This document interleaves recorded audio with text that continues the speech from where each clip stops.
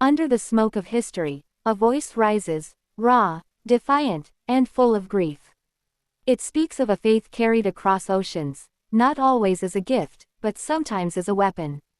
It asks hard questions about power, about conquest, about whose stories were written into the sacred books and whose blood was left between the lines. It says, in effect, look closely. Look at the marches of empires. Look at the flags planted in foreign soil.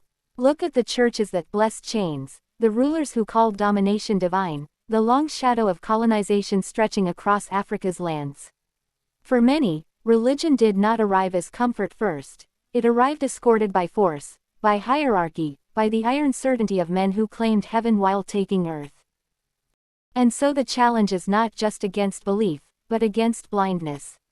Against accepting every inherited story without asking who profited from it. Against mistaking submission for righteousness. Against confusing the language of holiness with the machinery of oppression.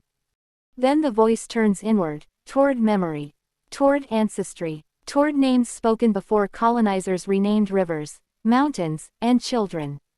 It calls on African people to remember that before anyone preached identity to them, they already had one.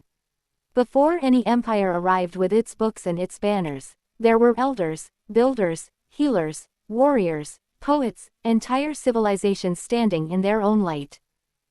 Remember your ancestors, it says. Not as a rejection of all faith, but as a refusal to be erased.